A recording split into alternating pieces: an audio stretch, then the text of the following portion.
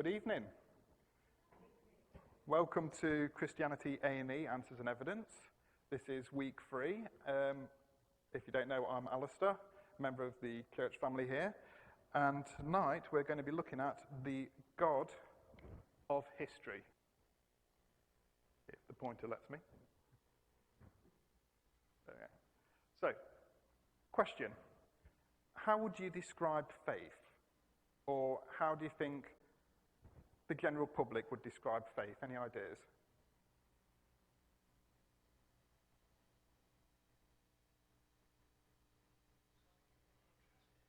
Yeah? Do you think that's how the public would say it?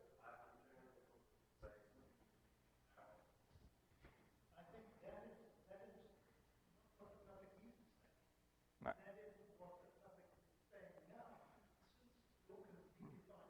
Well, here's a quote from the film Miracle on 34th Street. Faith is believing in things when common sense tells you not to.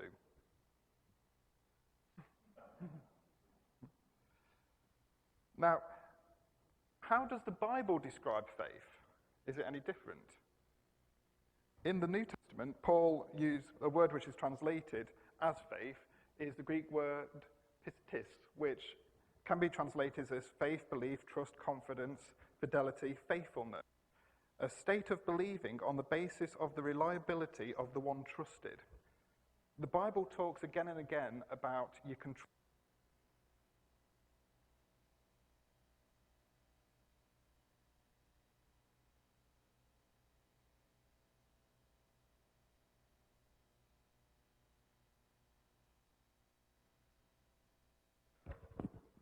There we go.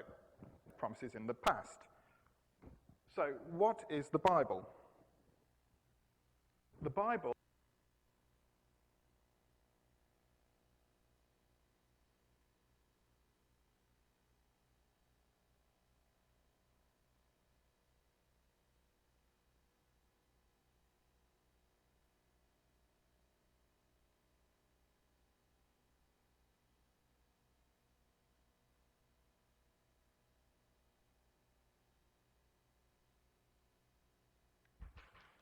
Testing. Welcome to Christianity A&E, week 3. My name's Alistair Newberry.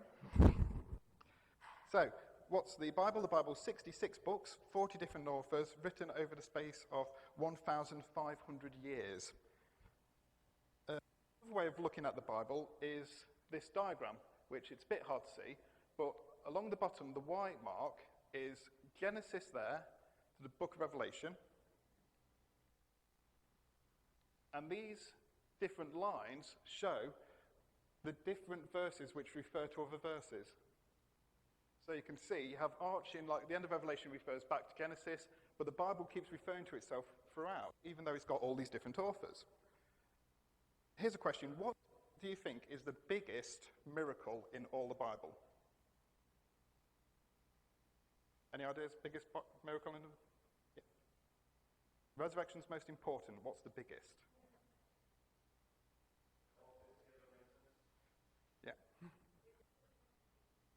The biggest miracle in all the Bible, first verse.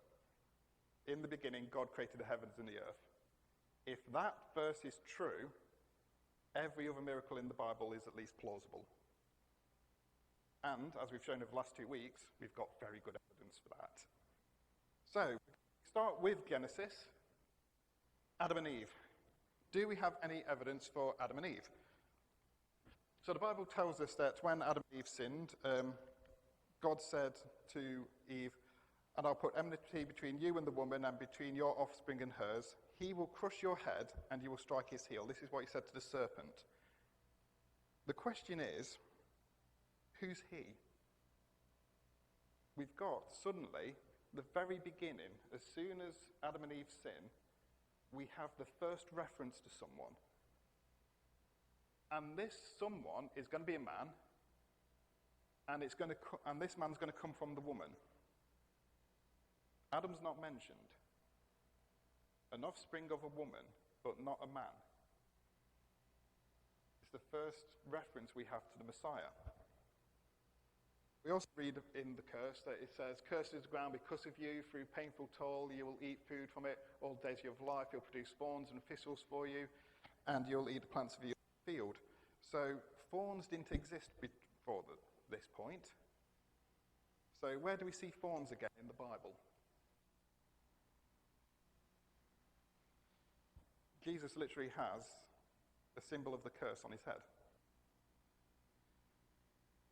So, but is there any evidence for any of this? What we have here is a seal, and what you do is you roll this disc along and it produces a pattern. This is dating back 2,250 years. It's on display in the British Museum. It's Mesopotamian. If you roll it out, what you get is this figure here is a man. Here's a woman. The man has horns on his head. This means that he's been deified, that over the years they've made him a god. In between the two of them is a tree with fruit on it, and they are offering each other the fruit. The tree's got 7 branches, by the way. And behind the woman is a snake.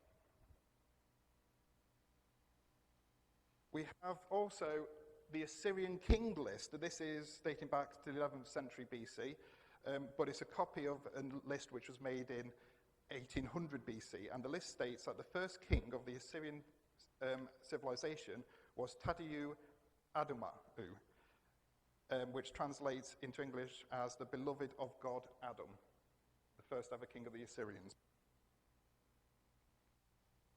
The Egyptians, their first god was worshipped 2500 BC, if not earlier, was the first of the Egyptian gods, was said to have created himself out of dust, started immortal but was fallen and became mortal, came to earth and started mankind.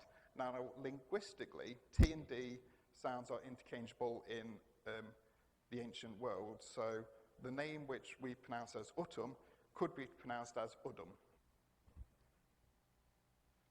Now, the Chinese, the first ever alphabet they had, used symbols for words, and what they'll do is sometimes to make other words, they'll use multiple symbols. So, for example, the symbol in the earliest Chinese alphabet for a garden is dust plus breath plus 2 people in an enclosure. That's a garden. To covet or desire is 2 trees plus a woman. How many trees were there in the garden? There were 2. To create is to speak, to bring it life so it walks. That's to create. Forbidden to walk, 2 trees, God. Complete, finish, 2 people equal first, and first home equals complete. A tempter is a secret man plus garden plus alive equals devil. Devil plus trees plus cover equals tempter. And a boat is a vessel which contains 8 people, which we'll get to in a minute. So, any science for this? Dust from the ground. So, the Bible said Adam was created from dust of the ground. In 1980, scientists determined that the human body was made up of 25 elements. Every one of these elements is found in the Earth's soil. Discovery prompted one scientist to remark, "The biblical scenario for creation of life turns out to be not far off the mark." Bone of my bones. It says in the Bible that Eve was created from Adam's rib cage. Well, it turns out that the rib bone has a unique quality, which has only recently been discovered, that it actually can regenerate. If the membrane, which covers the rib, is left in place, then the bone will actually regrow inside of it. It's the only bone which can do this. It's also the bone which we get most of key stem cells from. So you can actually create any part of the body using a rib bone, besides God. Then we've got Mitochondrial Eve. Now, all the ladies in the room, put your hands up. It turns out, do you remember when they found Richard III in the car park? And they did the DNA testing to find out if they could find a modern-day descendant. What they had to do specifically was find a line of all females, because the genetic code is passed on better from female to female, generation after generation. Scientists have discovered that every single woman on Earth is related to one single woman. Doesn't matter where in the world you come from, doesn't matter what your ethnic background is, all the women are scientifically related to one woman. And scientists have called her Eve. So this was only discovered in the 1970s. So they've also discovered that over time, over population, you have genetic mutations. Excuse me.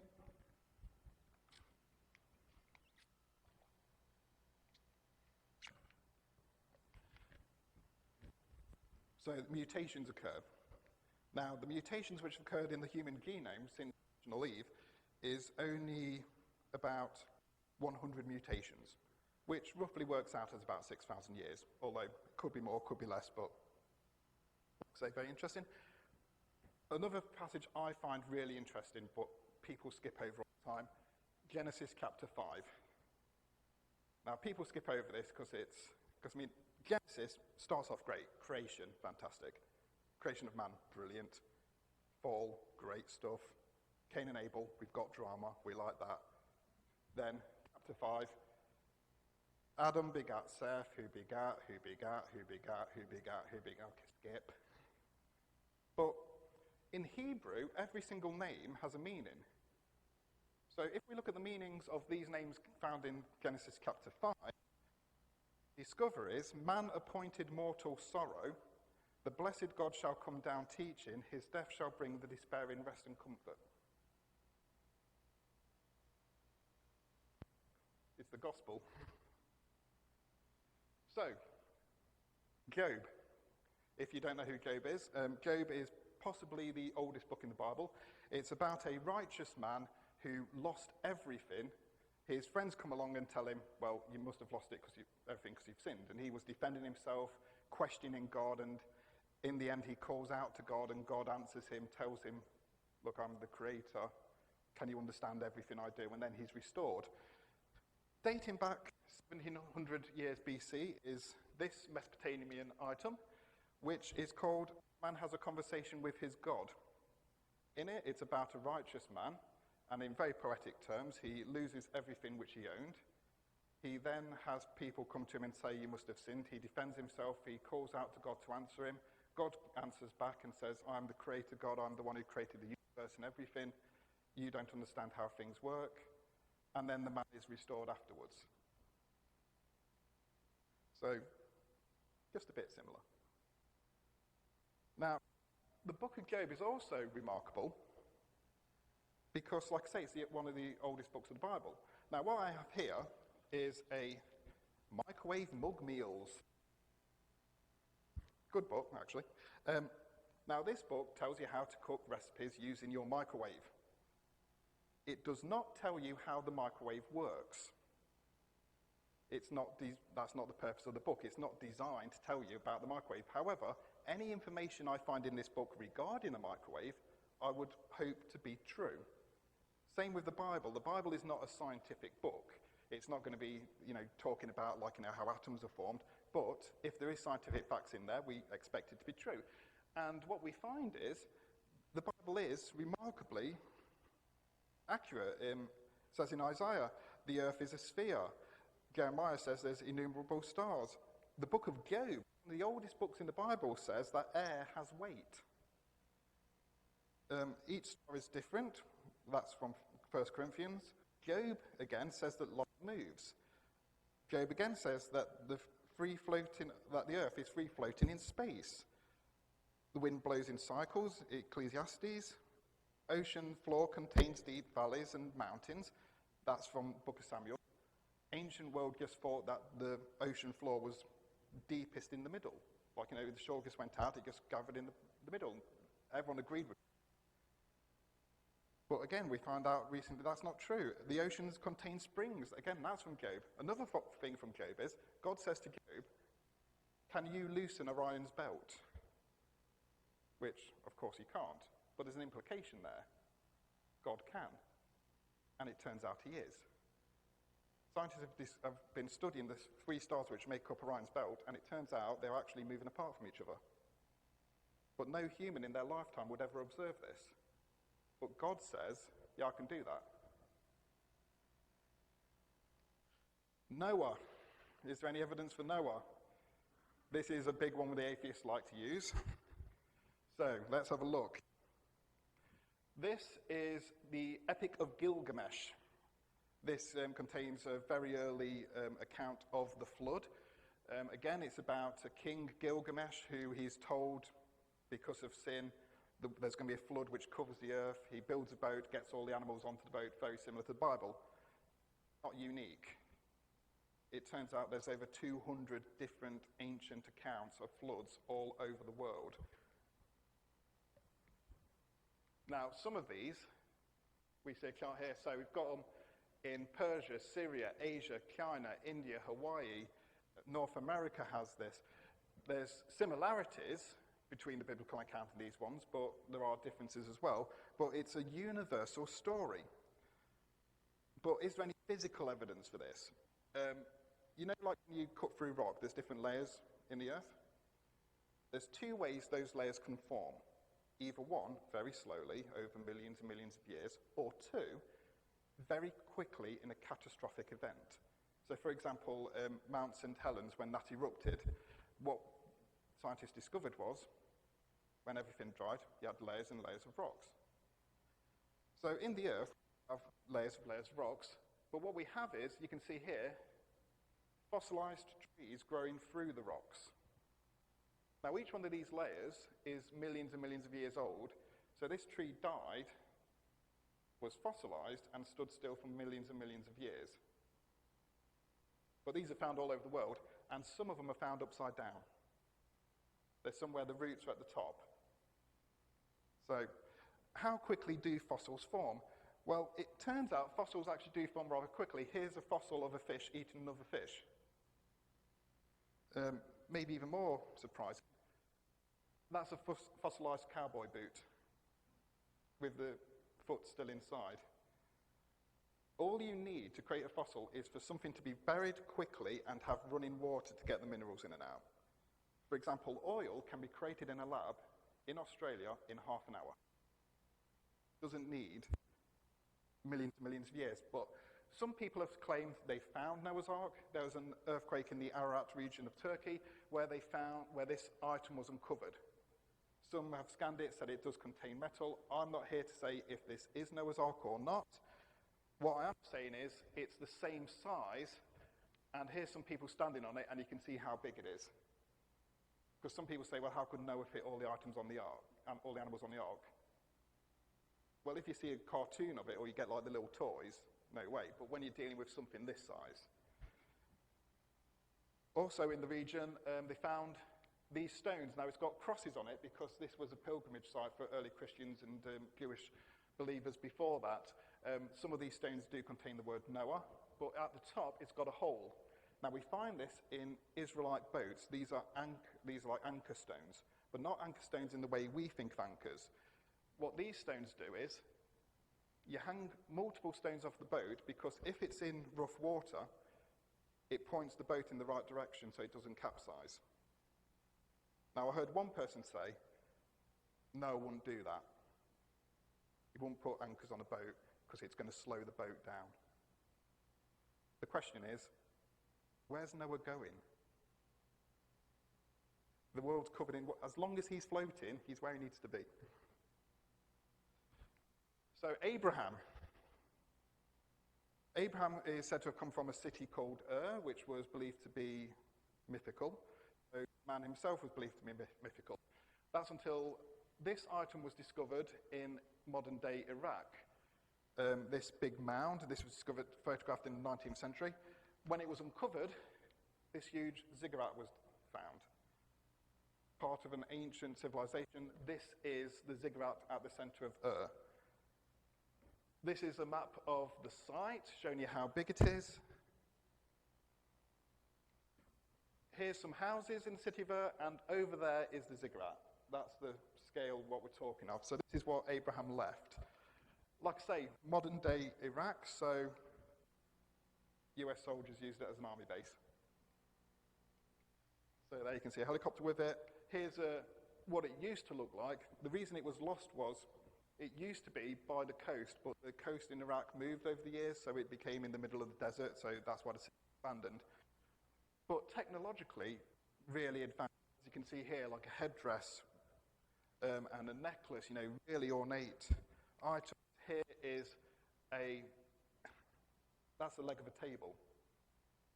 This is how, incredible these people were, with their design. Here's, carving of, the people themselves. Here's someone playing a harp, and there's the harp. They also invented this game. Some people might know this game. This is, one of the oldest board games in the world, created in the city of Ur. So, Abraham leaves Ur, which is, modern-day Iraq. He goes up here, goes in Promised Land, goes into Egypt, comes back. And when he comes back into the Promised Land, we hear about some cities: Sodom, Gomorrah, Zebulun, Zor. And we hear about, different battles which take place, and eventually these cities are destroyed. So, did Sodom and Gomorrah exist?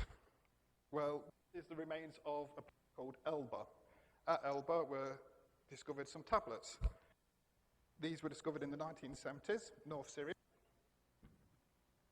2,500 tablets discovered, dating from 2400 BC to 2300 BC. Included in the names on the tablets: Canaan, Abraham, Sodom, Gomorrah, Abamah, Zebulun, and Zor, in that order. The same order as the Bible. Now, why are those names in that order? It turns out that's the trade route. Now, Sodom and Gomorrah were destroyed before Moses. Moses know the trade route. We don't ask the Bible to be exact enough that it knows the trade route, but it does. Josephus, the ancient Jewish historian from the 1st century, says that the cities of Sodom and Gomorrah can still be seen to this day. And if you go to Israel, there they are. It's part of the city of Gomorrah. It said that God burned down sulfur upon Sodom and Gomorrah, and there you can see one of the balls of sulfur. I've been hinting about the box. So, there's a bit of sulfur. Sulfur from Sodom and Gomorrah. Pure sulfur. If you burn that, it glows with a blue flame and a toxic, which will knock you out instantly. So when Sodom and Gomorrah was destroyed, God put everyone to sleep. So even in his judgment, the people of Sodom and Gomorrah didn't feel anything. As soon as the first bit of sulfur fell down, instantly knocked out. Even in his judgment, God is merciful. But what caused this? Well, here you've got Israel at the top, and down the Gulf of Aqaba, all the way through to Africa, is the Great Rift. This opened up and spewed out sulfur and rained down fire on the canyon down the Gulf of Aqaba is deeper than the Grand Canyon, apart from one spot, which we'll get to. If you know the Patterns of Evidence films, you'll know this slide showing the different kingdoms of Egypt. You've got the Old Kingdom, Middle Kingdom, New Kingdom. The Old Kingdom, when that finishes, that's when Sodom and Gomorrah are destroyed. It devastates all the civilizations all around. Now, Abraham has a son called Isaac, and God tests Abraham, very famously. He tells him to go to Mount Moriah, and there to sacrifice his son. Does anyone know where Mount Moriah is? You don't know? This is a photo of it from 19th century. There you can see some camels. There's rock face. This was all cut away to rebuild the city. The city it rebuilt was Jerusalem. That's a photo of it now. There's the bus stop, and there's the top of Mount Moriah. Mount Moriah means where God is our teacher. God will teach us. Now, God told the Israelites when they re-entered the land, don't knock down any ancient altars you find, because you don't know the meaning of them. So at the top of there is, just over 6 foot long, a stone altar, which remains at the top of Mount Moriah. So there's the altar, nearby, thorn bush. And if you remember the story, Isaac's given, it takes 3 days to get to Mount Moriah. So on the 3rd day, which is a hint, get there, they climb up. Isaac puts the wood on his shoulder, so he's carrying wood, and he says to his father Abraham, Father, I have the wood, where's the lamb for the sacrifice? Abraham says, God will provide a lamb. And he does. They find a lamb with its horns caught in the thorns. So if you think about that, male lamb, and its horns are encircled with thorns. So it's got a crown of thorns. Now, centuries later, at that exact same spot, again, another view of the altar there, Jesus is crucified. This is all, again, face forward, pointing to that same person who was hinted at in Genesis. So we go to the Nuzi tablets. Now, these are discovered between 1925 and 1933. They discovered 5,000 between 1400 C. What these talk about is you find out about adopting for childless couples, children by proxy, inheritance right, marriage arrangements, deathbed blessings, household gods, calling your wife your sister, how a covenant is made. Everything which is described in the book of Genesis is described in these tablets. And I say exactly the same. So whoever wrote Genesis at the time of Abraham knew exactly the customs which occurred in the ancient world. So then we move on to Joseph. He is the great-grandson of Abraham. He's the first Israelite to go into Egypt, so comes from Canaan, goes into Egypt where he's taken first as a slave, becomes vizier for a pharaoh, Amenemhat III. Now, in his reign, Amenemhat III, we find they started recording the level of the water of the Nile. Now, at this level here, that is perfect irrigation level. Anything below, you get into a drought. Anything above, you get into a flood. What we find is we have a 7-year period where you have ideal water levels for crops. Then you have 7 years where it floods. Now, the Bible says that, there was this famine in Egypt, and it says that Pharaoh has a dream where the cows come out of the Nile, so the Nile's the cause of it. And when Joseph meets his brothers, he says, there's several more years without planting or sowing. Well, if it's a drought, you can still plant and sow. But if there's a flood, you can't. So, this waterway at that time was cut out. This is a river which leads to a man-made lake. It's called Baref Yosef, which means waterway of Joseph. There was a slide, which isn't coming up, which was a depiction of some priests, which was them complaining to a pharaoh because the pharaoh was demanding taxes from them. But the priest said, no, that's not right, you can't claim tax. Remember the 7 years of famine, we were exempt. And you can't change that. So again, there's multiple reasons to the 7 years of famine. Now, the name of Joseph, in the Bible, it is Apaneah. Now, in Hebrew, if they have an Egyptian word, they tend to swap over T and P sounds. So if you go to Egyptian, you've got Zataneath Ipananku, who is a famous vizier. Now, Apaneah is the phonetic version of Anku. So in the ancient world, they would have pronounced it Apaneah, but in later times it changed to Anku. So what does that mean? Well, Zataneath is he who is called.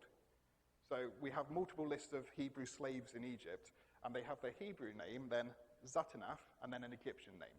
So Zataneath just means who is called. Ipananku, he who lives. Now, you remember when Joseph is reunited with his father, and his father says, "My son, who I thought was dead, is still alive." The Pharaoh hears this, and he's like, "You know what? I'm going to call you." But this vizier is famous for building grain storage. He builds grain storage houses all over Egypt. This is such a huge project that, as in modern times, when you build, toys for children, you might build like a toy of like an airport or a fire station. They built the grain storage facilities. So the kids could play with it and learn how they work. So they'd come in here, you have all the bookkeepers bring the grain in, put it into storage. So, the Bible says that the Israelites lived in the land of Goshen, and there was the cities of Ramses which were built. The city of Ramses has now been discovered on the same level as the old city of Avaris, so that is a recent discovery. But yeah, we do find there are Semitic people who live there. A house is built, again, if you've watched Patterns of Evidence, you'll know this. A Syrian-style house is built in the middle of this town for a very important person, someone who originally comes from the area of Syria. And that house is knocked down, and a palace is built for a vizier who's there. Now, this part here is the original house. This is an extension. What would happen in the ancient world is, a family, as the family grew, they wouldn't get their own houses, they would build an extension onto their own house. So you have the original building here, over here is a change room, and over here, the world's largest room.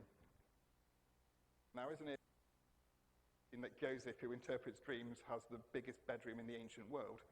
But these two bits, the extensions, are two identical apartments. Now, how many sons does Joseph have? He has two. So when they grow up and they're going to get married, he's like, "Okay, sons, you get the same, you get identical." Out in the backyard of this palace, we find there's multiple graves, but there are 12 graves with these chapels where people could come in and pay their respects. And there's one in particular, which is a pyramid tomb. This is a body found in one of the tombs. This is not an Egyptian.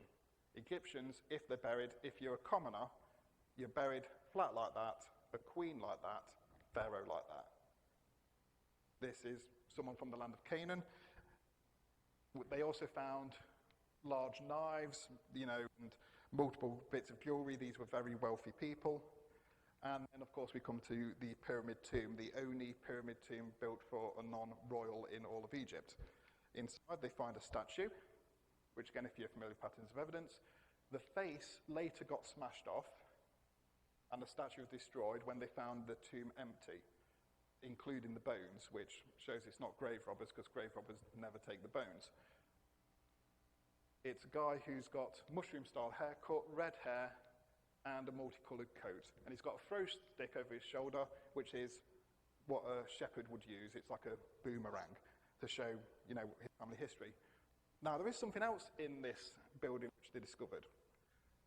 This seal, so when you roll out the seal, you get this. Now, archaeologists say this is a Canaanite weather god who is like casting a spell of protection on seafarers. So this raises a problem. One, this is a house which doesn't belong to Joseph because it's got someone who's worshipping Canaanite gods. Or two, Joseph worshipped foreign gods. Or three, you see, it's not just the figure who they say is a deity and the boat. You've got multiple other things here. Now, when Jacob, Israel, dies, he gives a blessing to his sons. Joseph, he calls a firstborn bull. Reuben, unstable as water.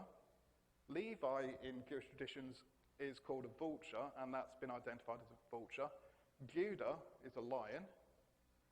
Benjamin dwells between the shoulders of God. So this is either a depiction of God on the mountains of Shechem and Moriah, or it's Benjamin himself. Dan is known as a viper. Simeon, he conquered the city of Shechem. So ancient Jewish tradition says that his banner had the walls of the city of Shechem, and that's exactly what the walls of Shechem look like. Then we have Asher, who his father speaks of him having like olive oil, like an olive branch. At the top here you see part of an olive tree. Naphtali, a doe let loose. This is a deer head. Unfortunately, we've got part missing here. And then Zebulun and Issachar, Jacob said they draw from the abundance of the sea. So you have a ship here with two hands representing two people, and they're dragging up the bottom of the sea. So instead of being something to other gods, it's the symbols of the 12 tribes of Israel. But something else which kind of shows who this house belongs to is, this is a seal made from a ring. So the person who owned this house, when he was signing something, get a ring, punch it in. Ancient Egyptian pharaohs would probably have rings which say like, son of Ra, son of Nubis, whoever they identify with. The person who lived in this house, his signet ring says in Egyptian. Here's a picture from a wall in an ancient tomb. It is again Muslim area, and it shows ancient Canaanites coming into Egypt. So this is what the Canaanites would have looked like. As you can see, they paint them with paler skin because they come from the north. So people have suggested Joseph, Jacob, Benjamin, Reuben, Judah, Levi, Simeon. But I'm not sure. Can't prove that, so. But what we do know is this civilization from like these shepherds coming in from the land of Canaan grows into a great town, which leads us on to Moses. Now, the next slide is a bit distressing. So I'm just going to warn you now. You may want to look away as I describe it if you want to look back. We hear about when Moses is born, the Pharaoh orders the death of the firstborn children. What we find at this site is, here you can see a baby which has been buried. This is how small the grave is. These are bricks. They find at this site the 25% of the burials are infants. Normally it's about 5-10%. There's a huge jump. So normally like 10%, 25%. In Avaris, 50% of the graves are infants under 1 year old. Of the remaining adults, there are 3 females to every 2 males. So some people say, well, maybe this is a plague which affects babies. Whatever is happening only affects the males. At this time, we also have a list of Semitic slaves in Egypt. And so this is the time when Moses goes to the land of Midian, and there he encounters God. And God tells him to go back, free the Israelites, and he says, no, rather not. And God's like, no, you're going, mate. So Moses has a bit of an argument, like trying to point out ways he shouldn't go. And one of the things he says is, well, how am I going to tell people who sent me? So he says, what's your name? So what's the name of God? This is the name of God in Hebrew. It appears in the Bible nearly 7,000 times. Every time you see the word Lord in all capitals in the Bible, that is the personal name of God. The letters in Hebrew, Hey, Vav, Hey. This is the cover for the original King James Bible. Here you see many biblical figures. Moses, Aaron there, members of the New Testament, Holy Spirit, and at the very top, above the Holy Spirit, is the name of God. With the vowelization, and the vowelization there's correct, which it very often isn't. So, God, if you've got the vowelization, is Yahweh, but Yahweh. What does it mean? Well, we get a very good translation of it in the book of Revelation. Alpha and Omega, Lord God, who is, who was, and who is to come. That's what the name of God means. Who is, who was, who is to come. Now, every symbol of the Hebrew alphabet means something. So, for example, Aleph, which looks like a bull's head, means strength. So if you take the name of God, it's outstretched hand, behold, nail, behold. So the name of God is behold the nail in the outstretched hand. This is the Ipower Papyrus.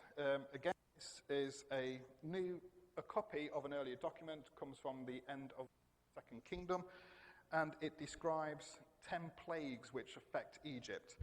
So here we can see that Papyrus says that the river is blood. Men thirst for water. Gates, columns, and walls are consumed by fire. Everywhere barley perishes. The cattle moan because of the state of the land. Men are few, and he who places his brother in the land is everywhere. Pestilence is throughout the land. The land has no light. Hair has fallen out of everybody. Gold, lapis lazuli, silver, all strung around the necks of female slaves. All these events are recorded in the book of Exodus. Now we go to the Sinai Peninsula, where we find there's this ancient mine, which is to the goddess Hathor. She's presented in two ways. She's presented as a beautiful woman or a golden calf. So this is the turquoise mine. She's the Lady of Turquoise. And here you can just see we find the oldest alphabet in the world. This here says, God save us, in Paleo-Hebrew. Here's another image of the goddess. Again, looking a bit more like the golden calf as she's sometimes depicted. You can see a bit of Egyptian graffiti on the side. Underneath Hebrew graffiti, some Israelites started worshipping this god. To the point where we have this message which is written, our bound servitude had lingered. Moses then provoked astonishment. It's the year of astonishment because of the lady. The Hebrews working the mines think that all the stuff which is happening in Egypt is down to the golden calf goddess. But they do name Moses. So then you have the Passover. So the Passover lamb's to be roasted whole. This is how we often depict, or think of roast lamb. Not how they did it. They would do it a bit more like this, standing up, because you get more even cooking. So what you do is you cut it open up the rib cage, tie it back, but the Israelites were told to cook it whole. So what they'll do is they'll take the intestines out, place it on the head of the lamb, which they called the crown of nation. So the Passover lamb, when cooked, looked something more like that than as the traditional roasting of a lamb. Also, when the Israelites painted the door with blood, you often see pictures of people with little bowls dipping the blood around the door. Not how it would happen. They had a well at the bottom of the door, so to take blood from the base of the door, put it around the door, so you'd have blood. Imagine I was a door. Feet, hand, head. Who says I'm the door? Where does he have blood? Again, things seem to again be pointing towards something now. What it's pointing towards, we've not quite got our finger on yet. But we know the Israelites leave. So where did they go? Tradition states that Mount Sinai is here. That was decided by the Emperor Constantine's psychic mother. Yeah. The prophetic saviour of the ancient world who used her skills to find things.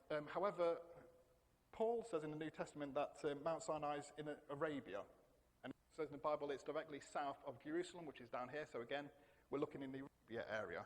So, where would the Israelites have gone?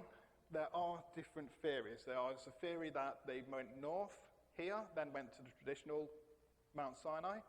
Another theory says they came over this way, lake bed here, down here. But there is another theory which says they came through here, turned south, and got to this point. So they would come to this beach. So as you can see here, behind them is a labyrinth of rock. And it says, Pharaoh says they're entangled by the land. Well, they would have been there. This is the Gulf of Aqaba. Now, you can imagine people there. And like I say, the Gulf of Aqaba, which is there, because of Sodom and Gomorrah, has a trench in it which is deeper than the Grand Canyon. Literally a few feet away from the shore, it drops. Apart from that beach, at that beach, there's a land bridge. The land bridge goes down at a degree of 12 degrees and then up 12 degrees from the middle. Now, if you think, well, how steep's 12 degrees? That's what we use for wheelchair access platforms there, 12 degrees. So that's how steep this is. So it goes down 12 degrees, up 12 degrees. At the bottom of this, now because wood and other materials rot away, you wouldn't expect to find anything unless you had coral, because coral attaches itself to organic material. And what we find is debris. So some people say that's an ancient chariot. Here you can see spoked wheels of a chariot. Now, coral doesn't attach itself to gold, and Pharaoh had golden wheels on his chariot. So if we were to find a golden chariot wheel at the bottom of the Red Sea, that would be something amazing. But yeah, I don't think we're ever going to find anything like that. So Moses then takes people across, and he gets to the rock, which he splits for water. This is a depiction, as you can see, Moses striking the rock, water comes out. The Bible describes it a bit differently. The Bible says this is a miracle at the same level as the Red Sea crossing. In the desert we find this. So what is this? That is a giant split rock, which is by a dried lake. So it's a bit different in size to the painting. At the base of it, you can see it's got water erosion. So the water erodes from the rock outwards to the dried lake. Again, a sense of scale. Here's a guy standing in between. Also, when you get to this mountain in Saudi Arabia, you find this huge structure. So what is this? The Saudi Arabian government doesn't want anyone going near this thing. On the side of it is carved Egyptian of calves. Now these are clearly Egyptian. This is not Saudi Arabian style. This is how the goddess Hathor is depicted in Egyptian artwork. Again, sense of scale, because when Aaron says, when they've got the golden calf, behold Israel, here are your gods, plural. They've got the statue, they've also decorated the altar. There's another altar, so you can see it just up here. What you have is, the basis here of pillars. They're the white rocks here. You don't need to count them, there's 12. Between, there's a wall which comes up and then goes at an angle. The reason this wall goes and then goes off at an angle is animals are coming through. The animals at the back don't want to see what's happening at the front. So you keep a nice little angle, and that leads over here, which is the altar of Moses. Also recorded around here, some other carvings besides the golden calf, including this carving, which is a menorah, the 7 lampstand, which was first built. I know. And there it is. There's Mount Sinai. Now, in the Bible, it says that God descends on the mountain in fire. The top of this mountain is black because it's been burnt. It's a volcano, but something has burnt the top of this mountain. So again, here's a view of it from the distance, and here's another view of the burnt top of it. Unfortunately, you can't have videos working, but here is 2 boulders, in between which is an ancient bush, which is about the size of a house, which is visible from the base of the mountain. So you can imagine the people get there. Now, God said to Abraham, wherever you place your feet, there your inheritance will be. Well, the Israelites seem to take this literally. They carve around their own feet. I have multiple examples of this all across Saudi Arabia, including this one, which I think is rather sweet, where they've even got the kids to do it. So where is this found? This is found from the mountain, and all across the Saudi Arabian peninsula, we find these carvings of feet all around there. What happens then is the Amorites see Israel's coming to the promised land. They're a bit scared. They get a prophet called Balaam, and they say to Balaam, we want you to curse Israel. So he tries, but he can't help but give praises to them. They found an Amorite fortress, and on the wall of this Amorite fortress, it had a saying dating back to an ancient time, and this says, remember the warning of the prophet Balaam. So the Amorites, who had dealings with Balaam, they make reference to Balaam as well. Balaam is a historical figure. So we move on to Joshua. Joshua goes to the promised land. He goes to the city of Jericho. This is what Jericho looked like. incredible fortress had a wall, then it had a steep slope behind the wall, then it had a second wall. What happens to it? Well, as the Bible said, the walls came tumbling down. They fell down outwards. They didn't fall inwards. It wasn't a siege where they were battered down, they fell downwards, meaning the Israelites could easily walk up. After the Israelites walked around with blowing their shofars. Theirs were fine, but we're not going to get into a contest of comparing shofars. So, it's happened, very quick siege because it happened in the spring. The Bible said it was just after Passover, and here we find like grain which was burnt. The city is destroyed apart from one house. In the we hear of Rahab, who's a prostitute who hides some Israelite spies, and she says, I'll help you if you save me and my family. Her house is built into the wall of the city. The entire city collapses apart from one house. Here we have a reference to King Jabin, which King Jabin is mentioned in the Bible as being killed by Joshua, and we find it at the very place where the Bible says he lived. Once they've conquered the Promised Land, they go to Shechem, where they renew the covenant with God and divide the land between them, and Joshua erects a covenant stone. And here at Shechem, we find standing an ancient stone, which covered in yellow paint to cover graffiti, because people don't know what this is. So, Joshua, we get to a period of judges. One of the most famous judges is Samson, the man who couldn't cut his hair, obviously he would lose his strength because he took a Nazirite vow. Famous for multiple deeds, including wrestling a lion to death with their hands. This is a modern-day Jewish coin. This is one shekel, and you can see Samson here on the back of the coin wrestling the lion. Turns out they're not the first people to get this idea. This is an ancient Israelite coin, which is near the land of the Philistines, and here you see a lion, and here's a guy with long hair who's wrestling it. So this is found at the period of Samson, right near the land of the Philistines. The Israelites are like, hey, remember who we got. But as we know, Samson is betrayed by Delilah, his hair's cut, he's taken to the temple of Dagon, where he placed between the two sacred pillars. He prays to God to restore his strength, and he pushes the pillars down. Now, they have Dagon, and the later temples don't have that design. However, if you look at earlier temples of Dagon, now this is a priest of Dagon, so he's wearing a fish outfit. Dagon's worshipped on a Friday. Anyone here eat fish on a Friday? Dagon. If you look at his hat, does that look familiar to what the Pope wears?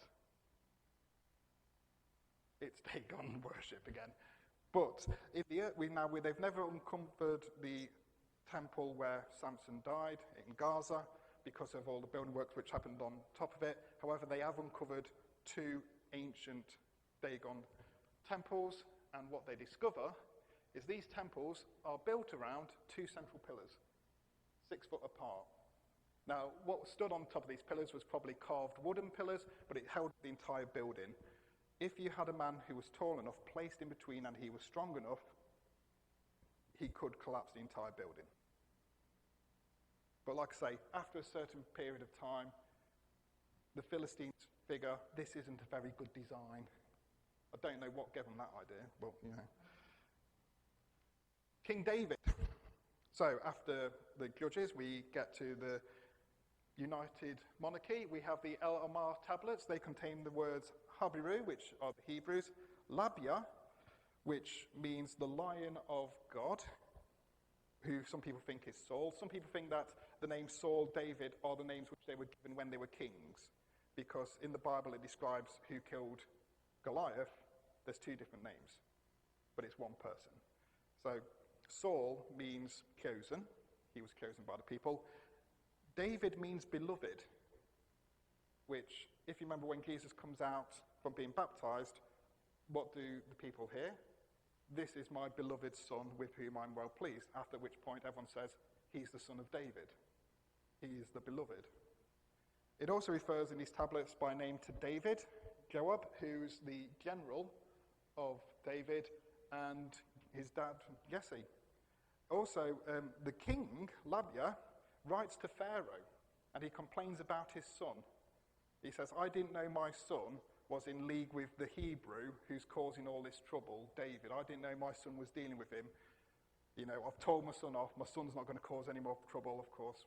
Jonathan, David. This king, Labia, he is later betrayed and killed in exactly the same way as Saul is, in the exact same location. But David is famous for fighting who? Who did David fight famously? Tall guy. Yep, Goliath. Goliath comes from a place called Gath. Now, in Gath, they discovered this pot, and on it says Goliath of Gath. This is the site where the famous battle took place. A fortress is built, at which they discover this pot, and in it, in ancient Hebrew, is written, remember to do your duty and serve the king. Now, at this time, historians say the population was illiterate. However, the writing, and they also say that at this point it's probably tribal leaders, however they're referring to a king. Also a bit more damaging is this item. This was found in a pendant, and it took about 5 years to uncurl because it was so delicate. And when they uncurled it, it said, may the Lord God bless you and keep you, may he make his face shine upon you. It says the whole prayer of Aaron. So how do people at this time know the prayer of Aaron? Historians say it's all a later invention. They also say, like, David's a myth. However, in the land of the Philistines, they come across this item, which is a king who's gone into Israel. He's conquered, and what he says is he's conquered something specifically. This here, the house of David. Why would the Philistines make reference to a house of David if David never exists? But after the time of this king, Israel enjoys amazing wealth. International trade starts. Starts because of this. These are some mines which start. So Israel starts using these mines to get foreign workers in, trade all across the Mediterranean. If you're a fan of the adventures of Alan Quatermain, you might be a bit disappointed to know that this is actually mining copper. So the person who owns this mine, he builds a palace at a place called Megiddo, right next to the mines. This is the ruins of it. Here's a model showing what it looked like. Grand palace, ivory all around it. So here's, like, some lions carved in ivory. He also had this carved. So this is like a carving to himself. So here you see him riding on his chariot. He's got horses. He's got some male slaves pulling the chariot. He's got a soldier. He's got someone playing a harp. He's got a woman giving him a cup. Now, this is a position of high honor. So if I go to the next slide, you can see it a bit clearer. So the woman passes him a cup. That's normally a position which the queen would take. Now, she's wearing a headdress, which, if you know Nefertiti, the Egyptian princess, same headdress. Also know she's Egyptian because she's got an Egyptian lily in her hand. She's passing it to this guy on a throne, whose throne is decorated with lions. He's got some animals, but specifically he's got some doves which fly around him. Now, doves represent peace. So this was a time of peace, but also in these kind of paintings, they'll have clues to the name of the individual, like, for non-literate people, a visual clue. Anyone know what Hebrew for peace is? Shalom. So, sat on the throne, a guy who owns mines, who's a king at a wealthy period of Israel, has an Egyptian queen, has a throne which is decorated with lions, and name is King Shalom, or King Solomon. So there's Solomon there. There's his Egyptian queen. As you can see, he's holding on to the reed of Egypt. It's like the political alliance between them. So yeah, that's Solomon. Move on to King Hezekiah. King Hezekiah, he rules when, after the reign of Solomon, the kingdom of Israel is divided into two. You have the 10 northern tribes go into Israel, southern tribes go into Judah. And the big enemy at the time is the Assyrians. So this is some artifacts from the Assyrian Empire, biggest empire in the world at the time. Kingdom of Judah decides to try and make peace with. This is King Jehu from the kingdom of Israel. He's prostrate before the king of Assyria. Doesn't work out very well for them. 10 northern tribes are taken into captivity by the Assyrians. And the Assyrians, as was their practice, when they conquer a people, they divide the people up amongst their territories. They get assimilated into their territories. They bring new people into the land. The people they bring in, they are the Samaritans. This is where the Samaritans start. Now, King Hezekiah, who was king of Judah, was a good king. It says that what he did was he tore down the ancient altars to the pagan gods which the Israelites were worshipping. This was found on top of one of those ancient altars. It's what it looks like. Instead of places to go to worship pagan gods, it's places to go to the toilet. Now the Assyrians, they're not satisfied with just having Judah. They want to come and they want Judah as well. So what they do is they come and they conquer Lachish. This is a carving from an Assyrian palace, and it shows, it's a huge carving. If you go to the British Museum, it takes up several walls, and it shows in detail like the siege of Lachish. There you can see the men with bows and arrows. Here you can see Israelites being tortured to death outside the city walls. Here you can see King Sennacherib. Now, this carving is in pristine condition. Apart from this, his face has been chiseled away. Now, this is from the palace of the king. Why did they chisel the face of the king away? Well, we'll get to that. Sennacherib comes to Jerusalem to conquer it, and we read that Sennacherib received a report that Tirhakah, the king of Cush, was marching to fight out against him. So again, he sent messages to Hezekiah with this word. Say, Hezekiah, king of Judah, do not let the God you depend on deceive you when he says Judah will not be given to the hands of the king of Assyria. Surely you've heard what happened to the kings of Assyria has done to all the other countries, destroying them completely. And will you be delivered? Did the gods of those nations that were destroyed by my predecessors deliver them? So it says here that the king of Cush comes out against Sennacherib. So Sennacherib's took his army into Judah. He's laying siege to Jerusalem. The empire of Cush thinks, wait a minute, Assyria's been left defenseless. I'm going to invade. Now, historians had no record of this king or of the empire of Cush until they discovered it. So that's the king which was mentioned in the Bible, head of Cush. His empire equaled roughly in size the Assyrian Empire, but then overnight, at the reign of this king, his empire falls. Historians don't know why, because they've not read 2 Kings. He falls because he invades Assyria. The Assyrians come and crush him. But this means Hezekiah knows they're coming back. These are walls which he built for defense. He also built tunnels like this for storing food and fresh water for when the siege came. Now, this is from the Assyrian point of view. This carves and tells the whole story. It says, as for Hezekiah the Judite, who had not submitted to my yoke, I surrounded 40 of his strong walled towns and innumerable small places around them, and conquered them by means of earth ramps and siege engines, attacked by infantrymen, mining, breaching, and scaling. 200,150 people of all ranks, men, women, horses, mules, donkeys, camels, cattle, sheep, without number, I brought out, counted as spoils. He himself I shut up in Jerusalem, his royal city, like a bird in a cage. I put a watch post around him and made it impossible for anyone to go out of the city. Now, he mentions destroying all these other cities. He doesn't mention destroying Jerusalem. And Jerusalem's the one place he wanted to. Why? Because Jerusalem's where all the money is. That's where the boot is to be found. But he never claims to have conquered it. So what happens to Sennacherib.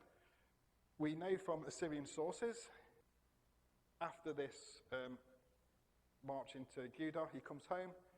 He's assassinated by his two sons, who then flee the country.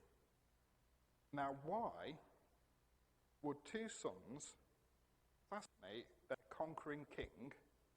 And why, in the royal palace, where they've got a carving of Sennacherib, do they cut out the face of a Sennacherib?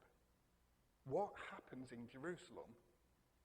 Well, we read in 2 Kings that Sennacherib has his whole army ready to attack the next day, but that night the angel of the Lord went out and put to death 185,000 of the Assyrian camp.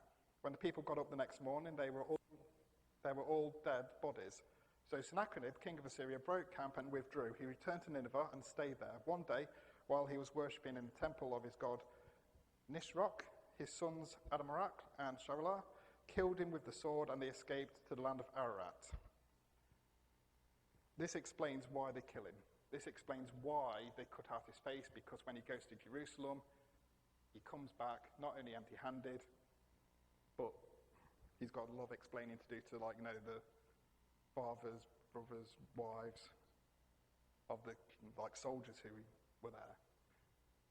How do you explain it? Well, went to sleep one night, woke up the next morning, all dead. This is from the old city of David. Here they found this artifact. This is the seal of King Hezekiah. Now, Hezekiah is famous for having the prophet Isaiah around at that time. And here is the seal of the prophet Isaiah, found right next to King Hezekiah's seal. So, Book of Daniel. Judah's taken into captivity as well, and they are taken to Babylon. Babylon is actually the exact same location as Ur. The Israelites are sent back to where Abraham came from. They go full circle. Daniel has a vision. He has a vision of this statue with head of gold, body of silver, middle of bronze, legs of iron, and then iron and rock. Now, historians agree that this represents Babylonian Empire, Persian Empire, Greek Empire, Roman Empire. Historians don't like that, because the book of Daniel is set 300 years before the Greek Empire and 400 years before the Roman Empire. So how does Daniel know about this? Because if you look at the book of Daniel, you can see historical figures there. I mean, let's not forget the fact that the Roman Empire does split into two. And that when you get to the bottom, you've got 10 toes representing 10 kingdoms. And if you look at the countries which were part of the Roman Empire, there are now 10 monarchies left. So how does Daniel know all this? Some people say, well, maybe Daniel's written later, after the time of the Romans. So they looked through the book of Daniel for historical inaccuracy, and they found it. If you remember, in the book of Daniel, the last king of the Babylonian Empire is Belshazzar. He has a feast where there's writing on the wall. However, last king of Babylon is actually this guy, Nabonidus. Nabonidus doesn't die when the cities lay siege. He's actually gone out to try and fight the Persian army. However, the Persian army dam up the river and enter the city north. So he goes in the wrong place. His city's undefended. The Persians do say there's a feast going on when they get there, but Nabonidus survives. He ends up in exile. He's nothing like the guy we read in the Bible. So historians say this is a huge historical inaccuracy. In the city of Ur, they discovered this barrel now. This barrel's about that big. And it's a prayer by Nabonidus. Like I say, everyone agrees Nabonidus, last king. Herodotus, famous historian, 100 years after the fall of Babylon, he says it was the king Nabonidus. Now, this is a prayer from Nabonidus to the moon goddess for protection for his eldest son, Belshazzar. Only reference in the world outside the Bible to Belshazzar. We know who he is. He's prince. But the Bible says he's king. And what's more weird is when Daniel interprets the writing, he says, you're going to be my right-hand man, number 3 in my kingdom. Why number 3? Why not 2? Well, for that explanation, we come to this. Again, written by Nabonidus, it says that for the last 10 years of his reign, he went into semi-retirement, leaving the day-to-day ruling of his kingdom to his eldest son. This doesn't name the son. The son is named on the disc, Belshazzar. That's why he says to Daniel, you're going to be number 3. Him and his dad are number 1 and 2. They're co-regents. He can't offer anything better. But so not only does the Bible know that Belshazzar is king, it knows that Belshazzar is co-regent, which again, historians didn't know until they found the city of Ur and uncovered these artifacts. So what happens after this point? This is from Cyrus the Great saying all the people from the conquered lands can go back to their homelands. Like I say, the Babylonians, the same as the Assyrians, when they would take people, they would split them out and try and assimilate them into their own culture. The Persians are different. The Persians take people, put them back in their original homes, say, you run your own affairs, but you answer to us. A lot of people thought the Bible's description of allowed to go home, rebuild the temple was a bit of nonsense until that was discovered. So the Jewish people do go home. They rebuild second temple, but they continue to sin. Prophets ascend, and that same character who is first mentioned in Genesis, the one who's going to crush the head of the serpent, the one who's going to come from a woman, but not from the man, they keep mentioning him again and again in what's called the Messianic prophecies. So, what are the chances, do you think, of any one individual fulfilling 8 Messianic prophecies? The chances are, because, of course, mathematicians wanted to figure it out, it's 1 in 1 to the 17th power to fulfill 8. So, what are the chances of someone fulfilling 48 prophecies? That's 1 in a trillion, trillion, trillion, trillion, trillion, trillion, trillion, trillion, trillion, trillion, trillion, trillion, trillion. Here's the problem, though. Jesus fulfills over 300 messianic prophecies. And it's stuff he shouldn't be able to have control of. He can't control where he's born. He can't control if he's born of a virgin. Well, unless he is who he says he is. So, we ask the question, what is faith? There are 2 different kinds of faith. There's belief that, and there's belief in. So, is there any evidence for Jesus? We'll look at that next week. Any questions?